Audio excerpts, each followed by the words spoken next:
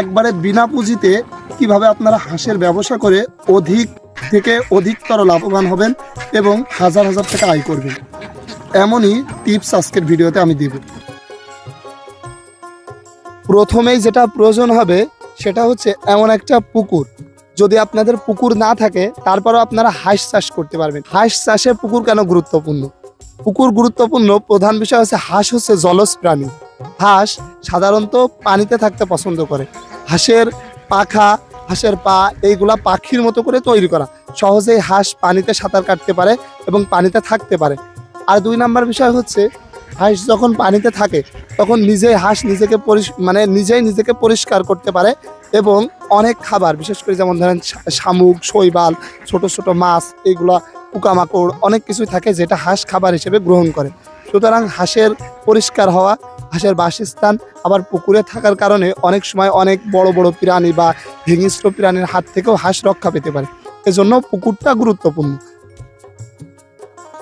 দ্বিতীয় স্টেপে আপনাদের যেটা প্রয়োজন হবে সেটা হচ্ছে হাঁসের থাকার ঘর।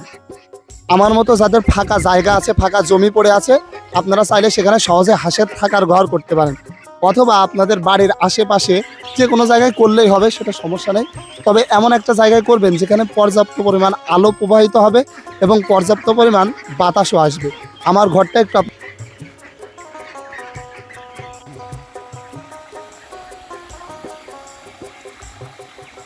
সবথেকে মূল যেই জিনিসটা লাগবে সেটা হচ্ছে হাঁসের খাবার। যে কোনো বাসস্থান হলেই তো হাঁস চাষ করা যায়, কিন্তু খাবারটাই মেন। আর যত খরচ সব কিন্তু খাবারে। এখন আপনারা কি করেন, আমার মতো এখানে দেখতে পাচ্ছেন যে এখানে হচ্ছে ফিট এবং ভুট্টা ভাঙানো আছে, এটাই মূলত এখন হাঁসকে খাওয়ানো হচ্ছে।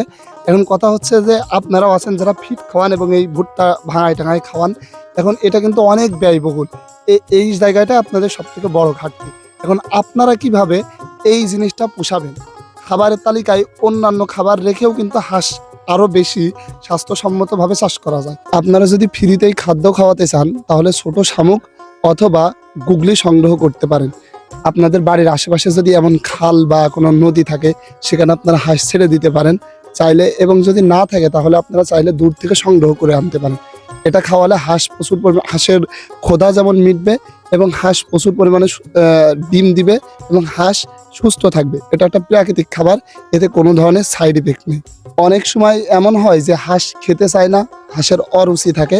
এই সময় আপনারা বিভিন্ন ধরনের আজে বাজে ওষুধ কিনে থাকেন এবং সেগুলো খাওয়াই থাকেন ডাক্তারি পরামর্শবিহীন, অথবা ডাক্তারের পরামর্শ নিয়েও অনেক সময় আজে বাজে বিভিন্ন ধরনের ওষুধ খাওয়ান। আপনারা এটা চাইলে প্রাকৃতিকভাবে টাকা অপচয় না করে সমাধান করতে পারেন। সেটা হচ্ছে আপনারা আদা এবং রসুন সাথে হালকা একটু হলুদ, এই 3টা জিনিস মিক্স করে পাটায় বেটে যদি রস তৈরি করে হাঁসকে যদি 1 ফোঁটা 2 ফোঁটা করে খাওয়াতে পারেন, সেক্ষেত্রে এটা কি করবে, হাঁসের কৃমিনাশক, এটা হাঁসের কৃমি ধ্বংস করবে এবং হাঁসের প্রচুর পরিমাণে রুচি আনবে। সুতরাং হাঁস বেশি বেশি খাবে এবং বেশি বেশি ডিম দিবে। এখানে কিন্তু আপনাদের 1 টাকাও অপচয় হবে না। একদম বিনা টাকায় বলা যায় যে আপনাদের একদম ফ্রিতে এই ওষুধটা কিন্তু আপনারা পাবেন।